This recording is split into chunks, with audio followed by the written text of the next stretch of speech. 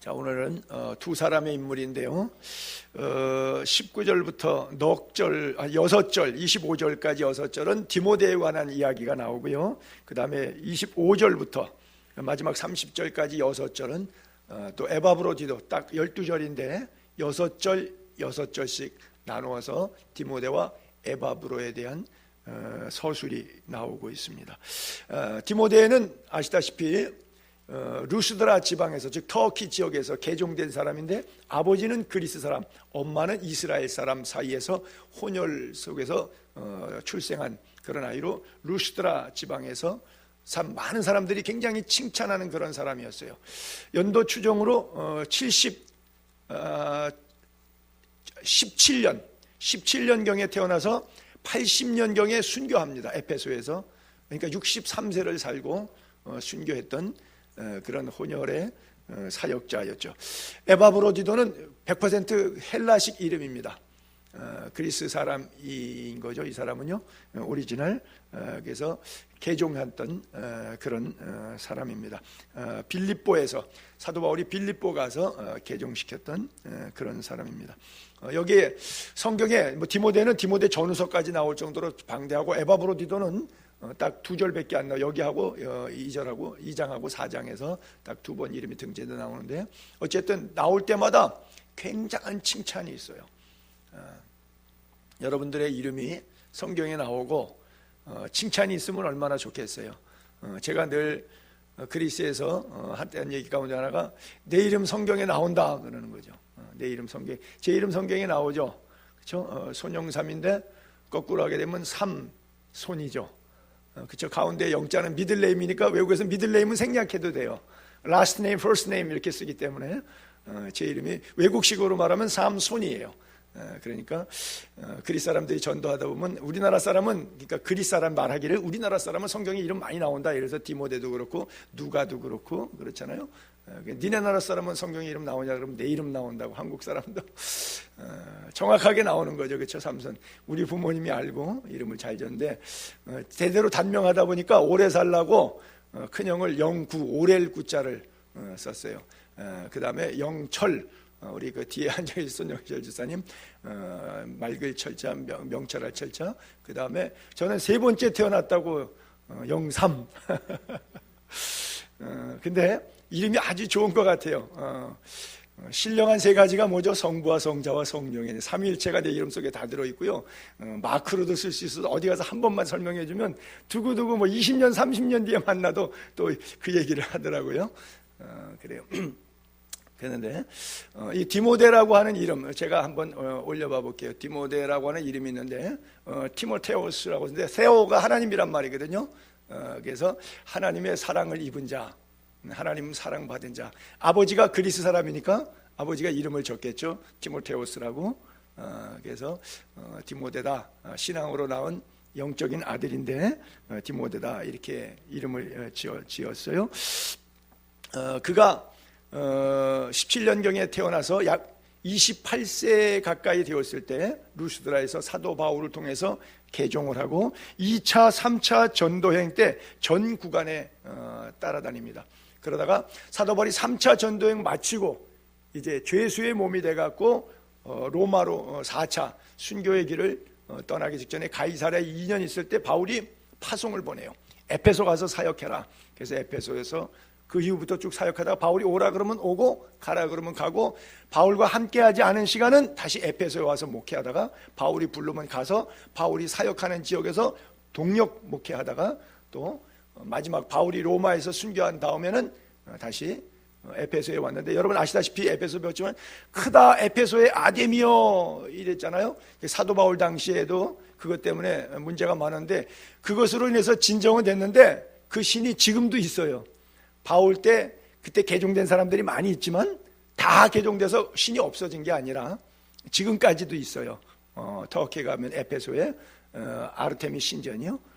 근데 그 남은 사람들이 사도 바울 이후에 그런 사건이 있었지만 또 득세해갖고 사탄은 또 가서 작은 불씨만 있으면 또 다시 살려갖고 사탄이 어두명이 크게 역사하죠. 그래서 와가지고 계속해서 박해를 일으켰는데 에페소에서 디모데가 목회하다가 바로 이 아데미 신전에 관리하는 우상지기들, 이 사람들에 의해서 미움을 받죠. 자꾸 이것은 우상에 불과하다 이런 얘기해가지고 그래서 붙잡혀갖고 순교를 당하는데 몽둥이에 맞아갖고 유혈이 낭자한 채 아주 비참하게 디모데가 바울 순교 이후에 그도 역시 63세의 나이에 맞아서 순교를 당합니다. 자, 먼저 19절을 올려볼게요. 내가 디모데를 속히 너희에게 보내기를 주 안에서 바람은 너희 사정을 알므로 안위를 받으려면. 자, 지금 디모데가 로마에 있어요. 그 저거 빌립보서니까 빌립보 교회에다가 디모데를 보내겠다는 거예요. 보내는 이유가 속내가 두 가지가 있어요. 하나는 그들이 나 때문에 걱정해. 아까 빌립보서 우리가 1장에서 배웠지만 어떤 사람들은 이렇게 근심해요. 우리 담임 목사님이 이렇게 로마의 감옥에 있어서 복음을 전하다가 저렇게 잡혀 있으니까 어떡하나 걱정하는 교인들도 있고, 나를 미워했던 담임 목사를 미워했던 사람은 아이 그거 쌤통이다 잘됐다, 뭐 그런 사람도 있고 여러 가지가 있는데, 그 사람들에게 내 소식을 전해서 사실은 내가 로마의 옥중에 복음 때문에 투옥이 됐어도 시위대 안에 많은 사람들이 예수 믿게 되기 때문에 이건 더 잘된 일이다. 그래서 그들에게 위로를 보낼 목적이 하나 있었고, 또 하나는 주 안에서 바라면 너희의 사정을 알므로. 디모데가 가서 빌립보 교회 교인들 지내다가 보니까 소식 다 듣고 와가지고 보고를 받는데, 그 보고 내용이 어떨지에 대해서 미리 자기가 결론적으로 답을 내버렸어요. 너희 사정을 알므로 안위를, 위로와 안심을 얻겠다는 거죠. 그러면 그 얘기는 뭐예요? 빌립보 교인들이 다툼도 없고 문제도 없고 평안하게 잘 있다는 소식을 디모데가 갖다가 줘야지 바울이 안위함을 얻을 거 아니에요. 근데 갔다 왔는데 교회가 깨졌대. 목사파 장로파 갈라졌대. 그리고 그 교회가 2개 3개로 나눠졌대. 뭐 싸우는데 세상 법정에 지금 계류 중이래. 뭐 이런 얘기, 교인들 사이에 불미스러운 얘기를 많이 갖다가 바울 귀에 들으면, 개척한 교회가 그렇게 난자질 당해갖고 사탄으로부터 어려움을 겪고 있다는 소식을 들으면 바울이 기쁘지 않을 거 아니에요. 힘들 거 아니에요. 근데 저기에 벌써 너희 사정을 알므로 안위를 받으려 함이라 결론을 내버렸어요. 그러니까 얼마나 부담스러워. 그 글을 읽는 빌립보 교인들은 좋은 소식을 내놔야 될 거 아니에요. 그러니까 바울은 의도한 게 있는 거죠. 다 속내가 있겠죠. 유오디아와 순두계가 싸우고 교회가 약간 좀 불란스러운 면은 있지만 빨리 수습하고 봉합해가지고 바울에게 전달할 때는 디모데가 갖고 오는 소식은 정말 그 교회가 은혜 가운데 하나님의 은혜로 축복받았다. 잠시 파도가 있었지만 이 풍랑 인하여 더 빨리 갑니다. 찬송 부르면서 그들의 믿음이 회복됐는데, 오히려 편안한 가운데 믿은 것보다 풍랑과 역경과 고난과 환난을 맛보고 믿으니까 그 믿음이 더 신실하고 견고하더라. 뭐 이런 좋은 소식을 갖다 주지 않겠는가, 그런 의도를 가지고 거기다가 보냈죠. 자, 그 다음에 20절부터 23절까지 쭉 이어보면 디모데를 칭찬하는 그런 이야기죠. 디모데는 어떤 사람이냐? 뜻을 같이 했다. 이거 복음을 위해서 맨 밑에 수고했다고 했는데, 복음을 위해서 바울과 뜻을 같이 했다. 뜻을 같이 하는 사람. 제가 뭐 어떤 질그런 모임하고 미자립 교회들을 위해서 우리가 같이 동력하고 해외 선교를 위해서 어떤 기도하는 가운데 제가 뜻을, will of God, 하나님이 주시는 어떤 뜻을 마음속에 담고 같이 합시다 그랬는데, 아이고 개척교회 돈도 없는데 뭐 그 목사님 그건 뭘 힘든 거 합니까? 뭐 이러는 사람도 있을 것이고, 목사님 제가 작은 힘이지만 보태겠습니다, 뭐 이런 사람도 있을 거고, 이건 뜻을 같이 하는 사람도 있고 뜻을 반대하는 사람들도 있겠죠. 근데 이 디모데는 뜻을 같이 했다. 그리고 너희 사정을 진실하게 생각할 자, 거짓말하지 않고 있는 그대로 아주 진실하게, 즉 사랑이 통하는 거죠. 말 안 해도 서로 이해할 만큼 진실이 통하는, 생각이 진실한 그런 사람이, 내가 누굴 보낼까 생각해 보니까 디모데밖에 없다. 이 밖에 나에게는 없다. 그러니까 지금 이 바울은 디모데에 대한 신뢰가 굉장한 거예요. 그렇죠? 왜냐하면 그리고 그들은 그 주변 사람들을 얘기하는데 다 바울이 지금 쓸만한 동역자들이 더러 있긴 있는데, 뭐 이 교인 저 교인 이 집사 저 집사 주변에 좀 있긴 있었는데, 다들 보면 자기 일에 바쁘다 보니까 자기 일을 구하고 그리스도 예수의 일을 구하지 아니하되 다 목회자가 좀 부탁해도 자기 일이 바쁘다 보니까 이 어려운데 자기 교회 일을 내 일처럼 목사님 부탁을 하나님의 뜻으로 받아들여서 같이 이렇게 협력하는 사람들이 많지 않다는 그런 표현이겠죠. 그러면서 디모데 연단을 너희가 안 하니 자식이 아버지에게 함처럼. 대단하죠. 이게 뭐예요? 교회 영적 질서의 매너라고 하는 것이죠. 시골 교회 제가 조금 목회해봐서 아는데 저보다 나이가 상당히, 제가 22, 3살 때 전도사 시절에 농촌 목회를 나갔잖아요. 그러다 보니까 뭐 70대, 80대 할머니들은 제가 뭐 22살, 3살, 4살 이때니까 뭐 얼마나 연배가 많으신 분들이에요. 거의 뭐 4, 50년 이상 연배가 많으신 분들이잖아요. 근데 저를 전도사를 갖다가 세상에 시골교회 그 나이 드신 분들이 아버님 대하듯이 막 대해주는 분들이 있어요. 왜냐하면 영적인 아버지라고, 목사님은 전도사님은 교회의 아버지니까 그렇게 대해주는, 그게 아버지라서가 아니라 목사가 좋고 전도사가 훌륭해서가 아니라 그분의 인격이 훌륭해서 그런 거죠. 그렇잖아요. 그분의 인격이 훌륭한 거죠. 아버지에게 대햄같이 복음을, 요즘에는 부자지간이라고 해도 뭐 아버지 알기를 아들이 뭐 얼마나 우습게 하는지 뭐 깽판 부리고 아버지한테 돈이나 내놓으라고 뭐 삿대질하고 심지어 욕하고 아버지를 죽여서 보험금 타는 그런 시대가 되는 데다 보니까 뭐 아버지 대했다고 하는 단어가 써 있어봐야 별로 뭐 감동과 감각이 없어요, 요즘에는. 근데 저걸 쓰여져 2000년 전으로 올라가면요, 아버지를 대했다 그러면 아버지 지나갈 때 그림자도 못 밟는 겁니다. 그런 분위기인 거예요. 그래서 디모데가 바울을 대하는데 아버지 대함 같이 했다. 우리 여기 부교육자들 3분 계신데 저를 대할 때 제 그림자도 안 밟는 아버지 대하는 마음이 있으십니까 혹시? 참 바울과 디모데의 관계가 대단한 영적 질서와 권위 존중에 대한 것들이 정말 깍둑했죠.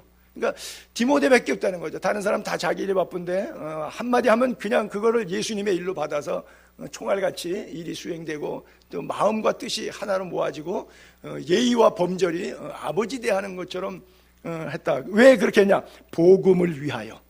복음을 위하여. 복음 때문에 그렇게 했다라고 하는 것이죠. 그래요.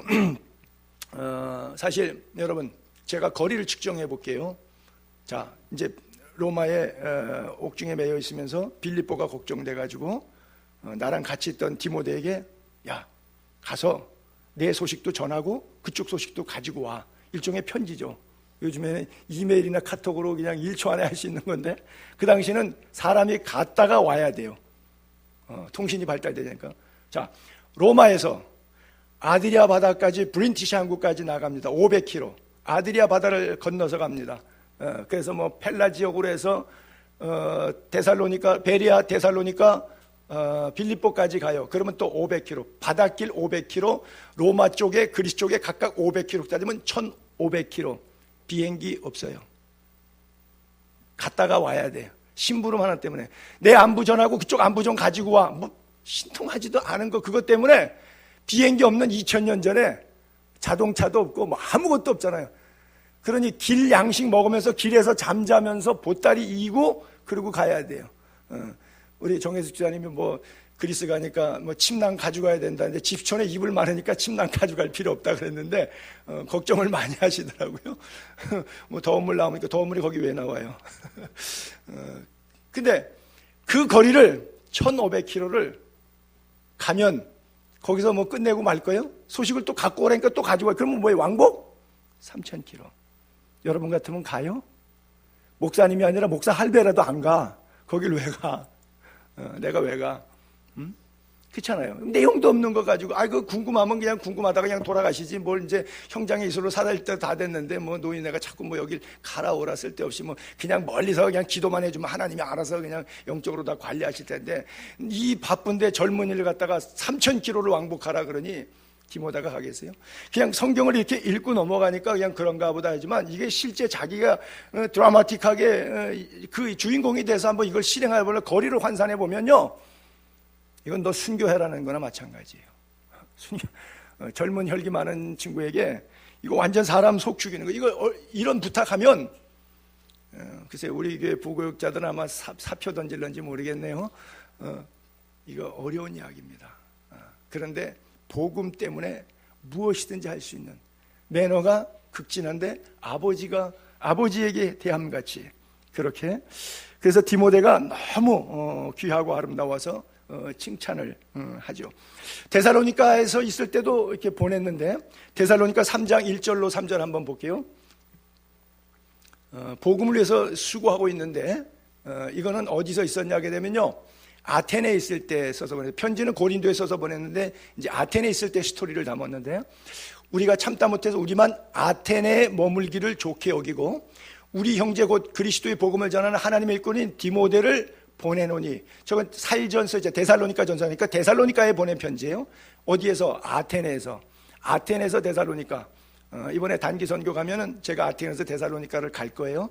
먼저 갔다 오신 분들, 성지순례 갔다 오신 분들도 가셨는데 얼마냐? 고속도로로 500km예요. 옛날에 고속도로 없잖아요. 그러면 산길 넘어가잖아요. 요즘 차로 앉아서 가는 게 5시간이 아니고 500km. 거기를 산길 넘어서 길도 없는데 육지를 500km. 지금 그러면 어떻게 되는 거예요? 왕복 1000km예요. 갔다 오라고. 자기네는 아테네에 있으면서 디모데를 데살로니가로 갔다 오라고 보내요. 보내노니 이는 너희를 굳건하게 하고 너희 믿음에 대하여 위로함으로 아무도 여러 환난 중에 흔들리지 않게 하라. 세 가지 이유 때문이죠. 믿음 굳건하게, 그 다음에 믿음에 대해서 위로를 받고, 또 믿음 생활 잘해서 환난이 있어도 그 믿음 흔들리지 말게 하기 위해서 세 가지.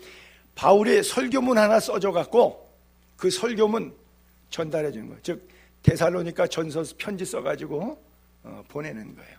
그것을 전달하러 디모데가 갔다 오는 것이죠. 여러분, 이게 성경 구절이 그냥 써 있어서 그냥 넘어가고 그냥 읽고 지나치는 건데, 이걸 몸으로 실행한 당사자 입장에서는 현실적으로 순교자의 영성입니다. 순교자의 영성. 그러니 사도 바울이 얼마나 고맙겠어요. 그렇죠? 디모데의 연단을 하노니 루스드라에서 빌립보 감옥에서 대서 여러 연단들을 많이 겪지 않습니까? 자, 근데 디모데의 건강 상태 한번 볼까요? 디모데전서 5장 23절.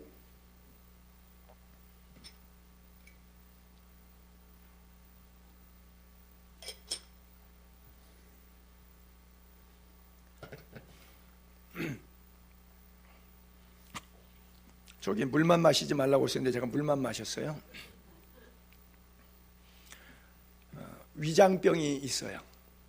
그렇죠? 여러분, 배가 아파갖고 위통을 일으킬 때 그런 경험 해보신 적 있으십니까? 많이 힘들죠. 잠도 못 자고 밥도 못 먹고 먹으면 토하고 잘못 먹으면 또 뭐 이렇게 배설이 안 좋고, 그래서 그 1500km 왕복 3000km, 500km 왕복 1000km 그냥 산으로 들로 걸어다니면서 심부름할 만큼 젊었어도 그렇게 몸에 지병 때문에 사실 힘든 사람이에요. 지중해 땡볕 40도씩 올라가는데 그 땡볕에 그 터벅한 광야길 같은 산을 걸어 다니려고 그러면 쉽지 않은 거예요. 근데 거기다가 또 위장병까지 있잖아요. 위장병은 뭐예요? 음식 거르지 말고 세때 시간 맞춰서 잘 먹어야 되는 거예요. 그런데 길양식 여유 있겠습니까? 식사 시간대 맞추는 거 가능하겠어요? 이런 사람 보고, 그렇죠? 자주 나는 또 병이 있어요. 그때 위장과 연관이 될 수도 있겠지만 위장과 위장병도 있고 또 자주 나는 병, 어떤 병인지 모르지만 못 먹으면 전체적으로 부실해지잖아요. 알력이 약하든지 골다공증이 온다든지 좀 빈혈이 있다든지 관절이 약해진다든지 못 먹는 데서 오는 연관되는 병들이 좀 있을 거라고요. 위장이 있으니 위장이 안 좋으니까. 그 또 병이 자주 나는 것들이 있는데 그것을 위해서 포도주를 좀 쓸다. 요즘 같이 의학이 발달되기 전이니까 포도당, 요즘 말하면 안 좋은 사람들 포도당 주사들 놨죠. 옛날에 수액제. 요즘은 그것보다 더 좋은 수액제들이 많이 나왔는데, 의학 링거가 막 나왔을 때는 좀 약하면 일단 포도당 주사로 사람 기운 돋구고 했죠. 그래서 이런 정황으로 살펴볼 때 디모데도 사실은 나이가 바울보다 어리다고 해갖고 그렇게 만만하게 정말 군인 전령처럼 왔다리 갔다리 시킬 만한 그런 사람이 아니었죠. 근데도 이 사람이 정말 믿음이 신실한 그런 사람이죠. 그 믿음이 어디서 왔는가? 디모데후서 1장 5절에 내 속에 거짓이 없는 믿음이 있는데, 이 믿음이 어디서 왔냐면 먼저 외할머니, 그 다음에 너희 엄마, 거기 이제 외할머니하고 엄마 이름이 나오는데 로이스하고 유니게라고, 그들의 믿음의 기도, 할머니의 눈물의 기도, 어머니의 눈물의 기도, 그것이 그 자녀, 손자를 영적으로 강하게 만들어줬어요. 여러분들도 여러분들의 자녀에게 눈물의 기도, 눈물의 기도가 있는 한 자식은 망하지 않습니다. 자녀를 위해서 우는데 하나님께서 가만두실 수가 없어요. 자녀의 앞길에 시온의 대로가 열리도록 하나님께서 열어주시는데, 그러다 보니까 그 좋은 영향력, 영적 DNA가 있으니까 믿음이 있는데 보통 사람들의 믿음과는 조금 달라요. 그 신실도, 정확도, 진실성이 굉장히 깊음해요. 그래서 거짓이 없는 믿음. 그래서 저런 구절을 볼 때마다 믿음도 가짜 믿음, 거짓말 믿음이 있구나. 그 사람 믿음 생활하는데 그 사람이 갖고 있는 믿음이란 건 거짓이 있는 믿음이겠구나. 이게 벌써 딱 답이 나오더라고요. 근데 디모데는 딱 보니까 제가 지금 장황하게 설명했듯이 몸도 안 좋은데 부탁하는 내용이 그게 쉽게 들어줄 수 있는 내용도 아닌데 그걸 감당한 것을 볼 때, 이건 참 순교자적인 그런 진실한 믿음이다. 왜? 여러분, 순교가 뭐예요? 목숨 끝낸다는 거 아니에요? 죽기를 각오했는데 뭐 그 다음에 무슨 욕심이 있고 그 무슨 다른 생각이 있겠어요? 그렇잖아요. 생애 정리하면 그게 마지막인데, 코끝에 호흡이 멈추면 그게 마지막인데, 생명 다하는 순간까지 복음을 위해 살겠다고 결심하는 것이죠. 그렇죠? 여러분들도 자녀들에게 믿음의 유산 물려줄 수 있게 되기를 바랍니다. 저는 가끔 농담 삼아 그런 얘기도 하는데, 우리 아버지가 목사님이었는데 나에게 유산을 물려주세요. 아버님 돌아가셨다 그래서 그리스에서 아테네에 있다가 큰형이 전화가 왔어요. 아버님 돌아가셨다고 장례식 오라고. 그래서 비행기 타고 갔더니 이제 가서 유품 정리를 하는데 뭐 아버님 것들이 다 정리하는데 어머님이 그러더라고요. 아버지가 돈은 없고 전주에 남전도에 헌신 예배 한다고, 그때 형님이 있었던 산정현 교회에서 형님 목회하실 때니까 기관별 헌신 예배, 남전도에 헌신 예배 했다고 강사비를 100불을 줬다는 거죠. 그래서 그 강사비 100불을 머리맡에 침대 밑에다가 이렇게 봉투를 받은 채로 강사비를 넣어놨다고, 그래서 거기 벽에 밑에도 한번 보라고 그러더라고요. 그래서 벽에 밑에 뒤치니까 봉투가 나오더라고요. 봉투가 나와서 봤는데 1불짜리가 나왔어요. 100불짜리를 넣었다 그러는데 우리 아버님이 헷갈리셨어. 그날 주일날 1불짜리를 헌금하고 100불짜리를 봉투에 넣어둔다는 게 똑같이 생겼으니까 헷갈린 거예요. 그래서 100불짜리 헌금하고 1불짜리는 머리 밑에다가 봉투에 넣어갖고 놔뒀어. 그래서 내가 우리 아버님 마지막에 1불짜리 헌금하고 돌아가셨으면 어떨 뻔했어. 큰일 날 뻔했잖아요. 제 생각입니다만 100불짜리 헌금하시고 1불 아들에게 남겨주시고 가셨어요. 그래서 제가 우리 아버님한테 물려받은 예산이 총 1불입니다. 대단한 사람이죠. 그래요. 자, 디모데전서 4장 12절에 보게 되면 또 나이가 어리기 때문에, 연소하기 때문에 업신여기지 못하게 하라. 사람들이 늘 이렇게 깔보기가 쉬웠어요. 그래서 디모데에게 말과 행실, 믿는 자에게 본이 되라. 디모데에게 하나 부탁하는 건, 네가 나이가 어리기 때문에 사람들이 좀 깔볼 수 있는데 말한 대로 행동해야 된다. 그러려고 그러면 믿는 사람들에게 네가 본이 되라. 사실 목회자에게는 최고의 생명이 본이 되는 것이죠. 그렇죠? 본이 안 되면 안 되죠. 미국의 16대 대통령, 가장 역사적으로 유명했던 대통령 에브라함 링컨, 노예 해방 때문에 유명한데 그 양반이 이런 얘기를 했죠. 링컨의 자서전에 보게 되면, 남을 존경해 본 적이 없는 사람은 평생 남으로부터 존경을 받을 수 없다. 누군가를 존경해 본 사람이 남에게도 존경받는 인물이 될 수 있다. 내가 우리 교단 목회자들 만나면 이 얘기를 하면서 꼭 하는 얘기가, 나는 평생 존경받을 수 없는 사람이다. 왜냐하면 우리 교단 안에 정말 샘플 같은 목사님, 나도 저런 목사님처럼 되고 싶다라고 느낀 분이 우리 1200교회가 있는데 원로 목사님들까지 다 돌아가신 분들이 뭐 한 1000여 명이 있을 텐데 아직까지 우리 교단에서는 제가 그렇게 보질 못했어요. 이건 제 생애의 개인적인 비극입니다. 우리 교단 안에 1000개가 넘는 교회가 있는데 어떤 목회자를 바라보면서, 야, 정말 멋있다. 나도 저렇게 목회하고 싶다. 나도 늙으면 저런 모습으로 늙어야지.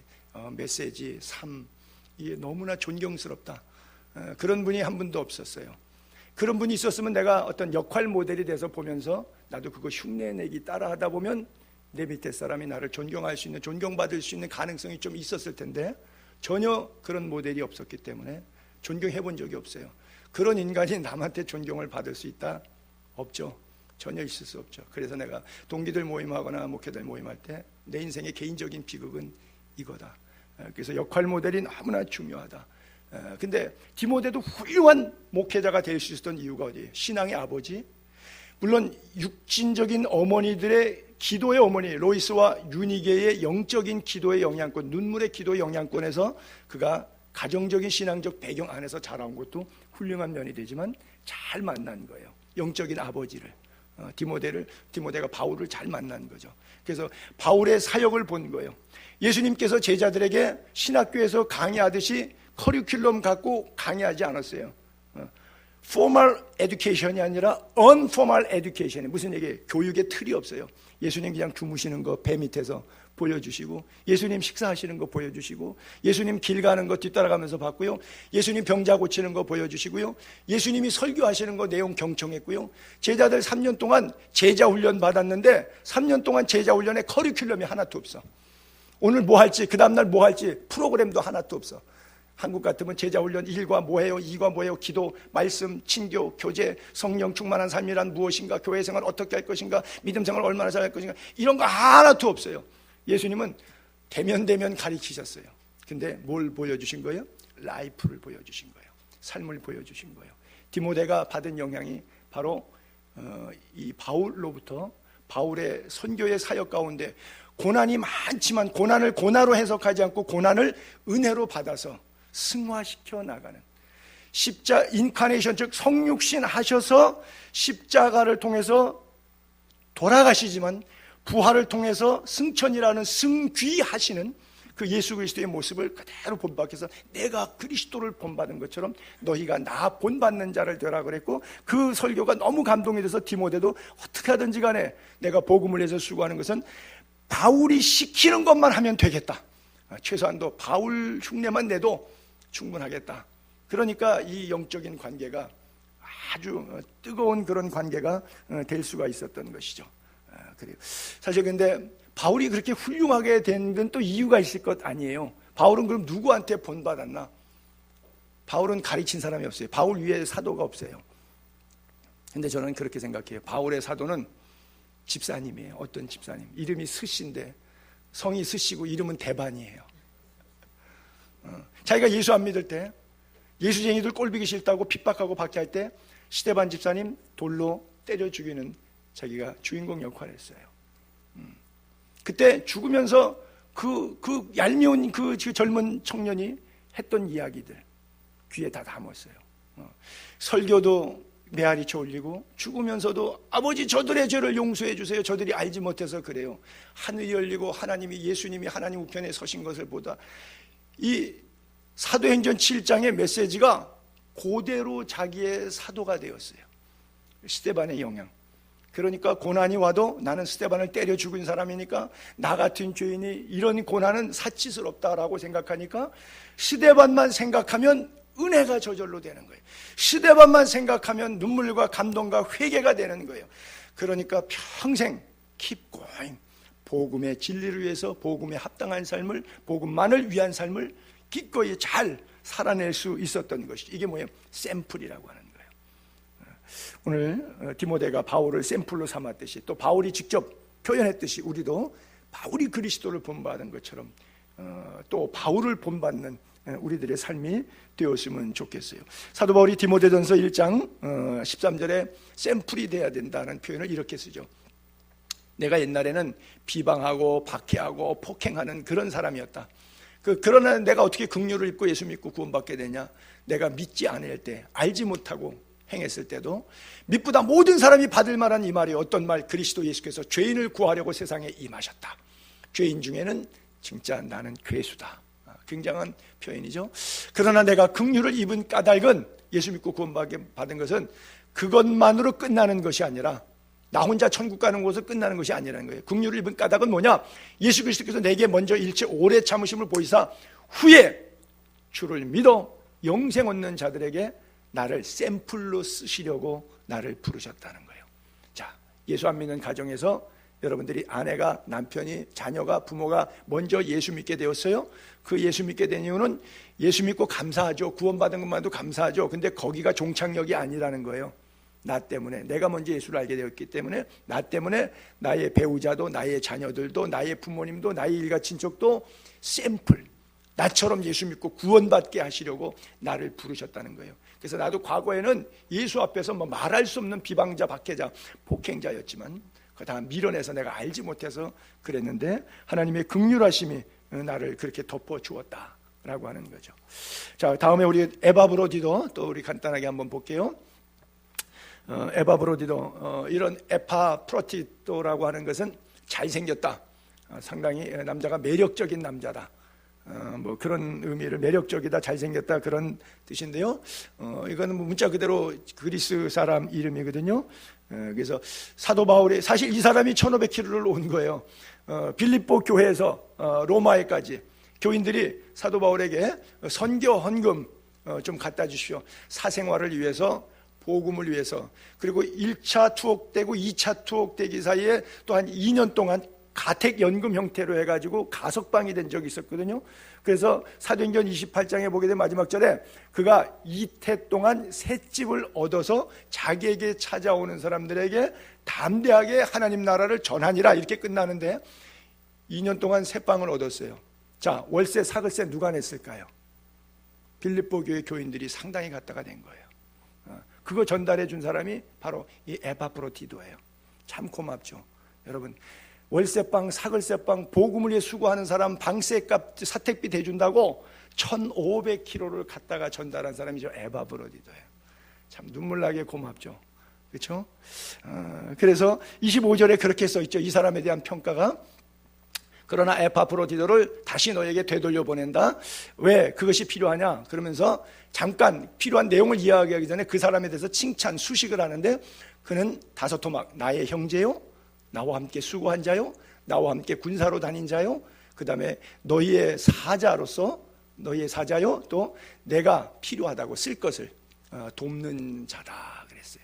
단순히 복음만을 위해서가 아니라 사도 바울의 사적 삶을 위해서도 바울이 쓸 것, 내가 쓸 것도 헌금한 그런 사람이다, 그렇게 써 있어요. 자, 그걸 다섯 토막을 제가 잠깐 이렇게 추려봐 볼게요. 나의 형제라 그랬죠. 우리가 형제는 뭐예요? 가족이죠. 사실은요, 진실되게 예수 믿는 진짜 교인들끼리는요, 어떤 때는 보면요, 가족보다 더 친해요. 1세기 때는 그랬어요. 믿음의 형제와 자매들은 진짜 피를 나눈 형제 자매보다 더 가까워. 예수 피로 한 피바다 한 몸 이룬 형제와 자매들이 돼서, 그래서 바로 에바브로디토를 그렇게 느끼는 거예요. 나의 형제라고 하는. 그 다음에 함께 수고했다, 시네르고, 함께 일했단 말이에요. 일꾼이라는 거예요. 우리가 같이 일할 때 동업자, 파트너 잘 만나야 일이 재밌고 능률, 생산성이 있어갖고 효과적으로 업무가 되는데, 일꾼 서로 안 맞으면, 손발이 안 맞으면 이거 참 못하는 거예요. 제일 잘하는 것들이 의사들이 자기가 좋아하는 간호사들, 외과 수술할 때 손만 내밀면 가위 줄지, 핀셋 줄지, 메스 줄지, 이거 금방 알잖아요. 그냥 의사가 딱 손만 내밀면 다 줘요. 뭐 밥, 실밥도 꼬맥 것도 주고, 뭐 달라고 말 안 해도 의사가 손만 내밀면 수술할 때 그냥 간호사가 손에 그냥 탁탁탁 올려주거든요. 이게 일꾼이에요. 이게 C는 플러스 한다는 거예요. 에르곤이 일한다고 하는 건데, 일에 도움이 되는 그런 함께 수고했다는 것이고요. 함께 군사, 군인이라고 하는 건 여러분, 군인은 둘이 있어요. 적군도 있고 하군도 있어요. 군인이라고 다 군인이 아니에요. 바울이 동역자 가운데도 해를 끼치는 사람도 있어요. 우리가 빌립보서 1장에서 봤잖아요. 괴로움을 더하게 하려고 다툼과 허용으로도 그렇게 그리스도를 전한다 그러잖아요. 뭐 그래도 괜찮다, 나는 기쁘다. 바울은 그렇게 말했지만 군사가 그리스도의 좋은 군사가 있고 또 마귀 군사도 있는 거예요. 그 다음에 사자라고 썼는데, 그 아포스톨로스는 사실은 다른 단어에서는 주로 사도라고 많이 번역했는데, 여기다가는 사자, 보냄을 받은 자라고 하는 뜻이거든요. 이게 뭐예요? 심부름꾼이라고 하는 거예요. 심부름꾼. 너희가 빌립보 교회가 헌금을 줘서 보냈다. 그래서 아포스톨로스, 사도라고 하는 보냄을 받은 자, 사자라고 하는, 옛날에 조공 바칠 때 사신을 보낸다 그러죠. 그게 바로 그런 의미가 거기 있고요. 그 다음에 쓸 것을 돕는 자, 이게 돕는다라고 하는 뜻이 우리가 헬퍼 기능인데 성령 사역이잖아요. 근데 여기 리트로곤이라고 쓰는데, 제가 그리스에서 장기 체류할 때 비자를 여기서 한국 대사관에서 받아가지고 가서 이민국에서 그 비자를 근거로 해서 체류 허가를 만드는데, 여기 도장 딱 찍을 때 보게 되면 비자에 보게 되면 뭐 유학생이다, 사업이다, 뭐 이렇게 비자 방문 목적이 써 있거든요. 근데 거기에 헬라어로 제 비자에는 종교 비자인데 리트로고스라고 이렇게 써 있어요. 봉사자. 다른 말로 하게 되면요, 그리스마스 이거 직역하면 또 예배자, 예배 인도자란 뜻이에요. 종교 비자에 바로 저 단어가 써요. 예배 인도를. 그래서 서양에서는 예배를 서브한다 그러거든요. 서비스라 그래요. worship, 서비스 영어로 해서 그 섬김, 이걸 예배라고 하는 단어와 공용으로 써요. 그래서 그것을 예배, 봉사자, 돕는 자, 그래서 리트로고스 그런다 했는데, 바로 여기에 역할과 같은 이런 사람들이 이 역할을 했던 사람이 한 사람이 이런 모든 총체적인 역할을 잘 감당했다고 칭찬하고 있으니까 에바브로디도 역할이 뭐 대단하죠. 그렇죠? 함께 수고하면서 동역했던 사람들. 우리 교회도 이런 분들이 참 많아요. 지난번에도 우리가 질그릇 모임을 했지만 우리 교회 형편과 수준에서는 뭐 도저히 감당할 수 있는 그런 수준은 아니에요. 그렇죠? 우리가 16개 지역을 도우면서 그날 20명의 목사님 네 분들이 오셨는데, 여러분들이 정말 정성을 다해서 생명 다해서 섬겨줘서 정말 함께 수고하고 함께 일을 도운 것을 얼마나 제가 고맙게 생각하는지 몰라요. 제 개인적인 얘기인데 여러분 자랑으로는 듣지 마시고, 지난번에도 저에게 뭐 다리를 놔줬다고 해갖고 뭐 그림을 그려오고 그랬는데, 오늘 우리도 조카도 왔다 갔는데 제가 150평짜리 집을 하나, 시골이니까 그때 당시 돈으로는 한 500만 원 정도밖에 안 갔어요. 한 5,000불 정도밖에 안 갔어요. 제가 96년도에 사줬으니까 21년 전에 사줬죠. 자, 그러면 제가 선교사고 후원받아서 사는 목사인데 무슨 돈이 있어서 중국에다가 마을에 다리를 놔주고 조카에게 집을 사줍니까? 그땐 내가 집이 없던 사람인데, 나도 집이 없는데 집을 사주고 뭘 어떻게 하니? 물론 그건 뭐 한국보다 뭐 10분의 1도 안 되는 가격이니까 액면가는 이야기할 수 없지만, 마음으로 내가 할 수 있었던 건 뭐예요? 내가 훌륭해서요? 아니죠. 할 수 있는 호주머니에 뭔가 들어온 게 있으니까 했겠지. 그렇잖아요. 누군가 감당해 준 사람들이 있었어요. 사도 바울이 저 먼 거리를 다 돌아다니면서 선교하고 먹고 어떻게 했을까요?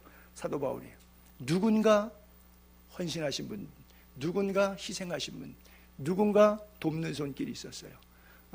우리 교회 안에서 이런 분들이 많이 있어서 얼마나 제가 감사한지 모르겠고요. 항상 하나님의 일에는 하나님의 사람들이 이런 일들에 대한 디모데와 에바브로디도와 같은 협력자가 있음을 감사하죠. 자, 마지막으로 29절 30절, 이러므로 너희가 주 안에서 모든 기쁨으로 그를 영접하고, 모든 기쁨으로 영접하라. 왜 기쁨으로 영접하라 그러냐면요, 에바브로디도 갔다가 병들어서 죽은 줄 알고 고생하다가 또 빌립보 교인들이 그 얘기를 들었거든요. 그러니까 다시 이제 지금 선교비 주고 되돌아왔을 때, 야, 너 가서 바울 잘 도와주고 오라 했더니 아주 가서 병치려갖고 게을러갖고 고생만 직사게 하다 왔다면서 바울에게 근심만 끼치고 왔다며, 꼭 3,000km 왕복 수고한 사람에게 곧다우로 말하는 인간이 있다고. 꼭 곧다우로 말하는 인간이 있어. 어디 가도 말 이쁘게 안 하죠. 그냥 손영삼이 입술 닮아가지고. 그게 뭐예요? 그러니까 돌아가면 기쁨으로 그를 영접하라. 그리고 그와 같은 자들을 존귀히 여기라 그래요. 존귀히 여기라. 여러분, 상대방을 존귀히 여겨주는 거 이거 쉽지 않아요. 부디 우리 교회 서로를 축복하고 존귀히 여기는 작은 일을 했어도 훌륭하시다고, 참 잘하셨다고 서로 격려하고 존귀하게 여겨주는 그런 좋은 풍토가 있게 되기를 바랍니다.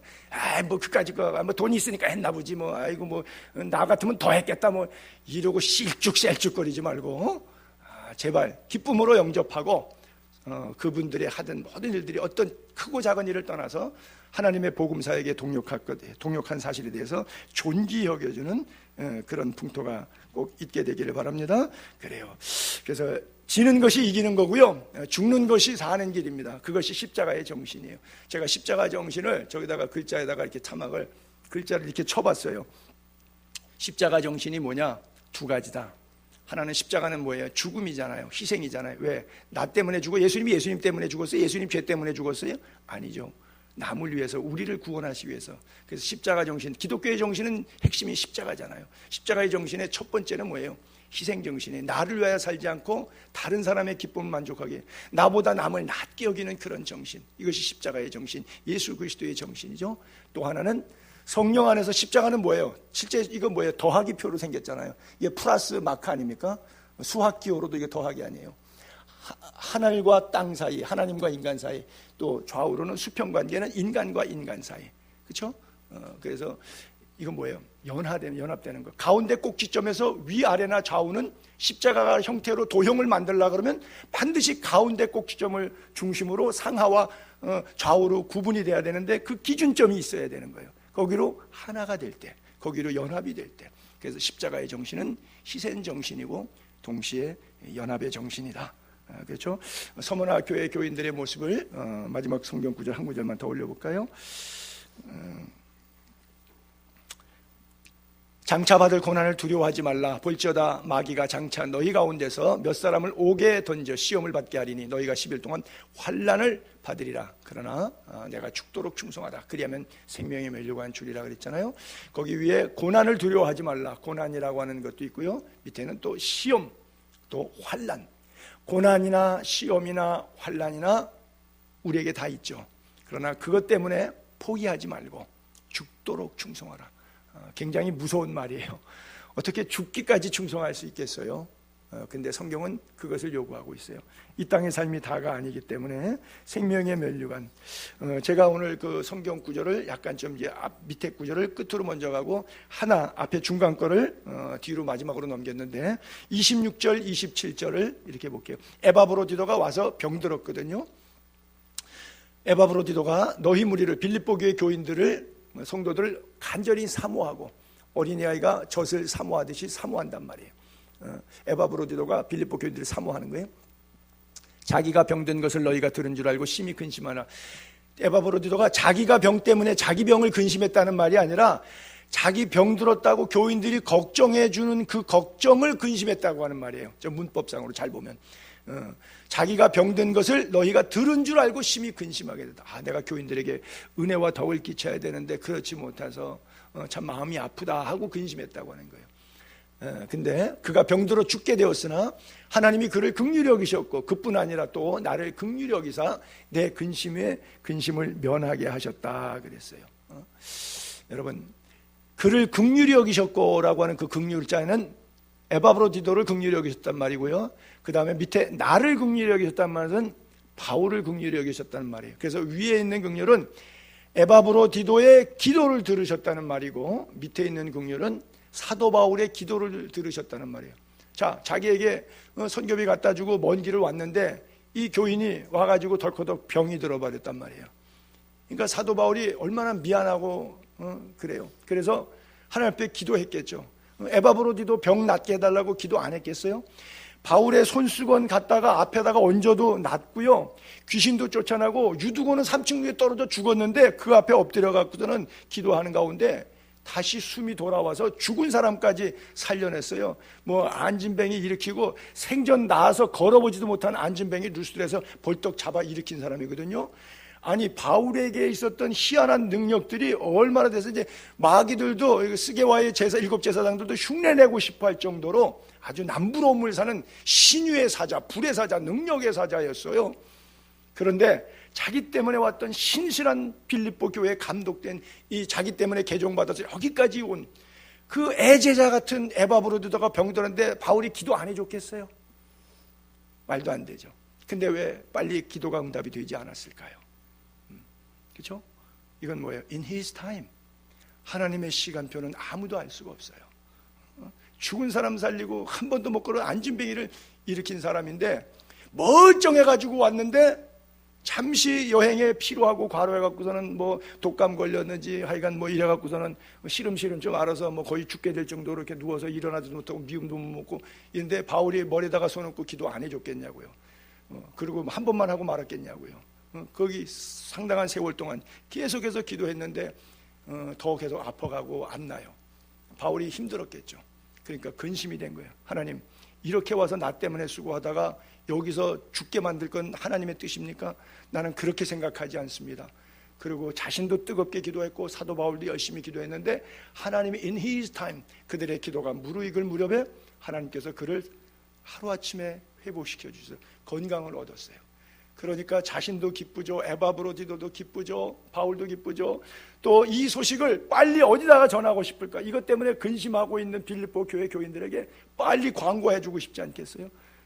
그래서 그 광고 소식 안고 간 사람이, 이 편지 들고 간 사람이 에바브로디도입니다. 지금 우리가 지금 빌립보서 강의하는데 바울이 로마에 쓴 빌립보서 편지를 누가 전했느냐? 바로 이 에바브로디도 갖다가 전한 거예요. 그래서 내가 디모데도 너에게 보내기를 원하지만 에바브로디도는 디모데 가기 전에 먼저 보내겠다. 왜? 내 형 집행 마지막 선고가 아직 안 나왔으니까 선고 나는 거 보고 그 다음에 내가 디모데를 먼저 보내고 나도 속히 너에게 갈 것인데 그 전에 먼저 기쁨이 회복되기 위해서 하나님께서 역사하신, 하나님께서 우리에게 고난도 주셨지만 이 고난을 통하여 뜨거운 기도를 우리 가운데 담게 하시고 서로 뜨겁게 사랑하게 하셨고 그 사랑의 남하에 우리를 치료하시고 역사하셨던 그 하나님, 당신들이 빨리 보고 같이 기뻐하자.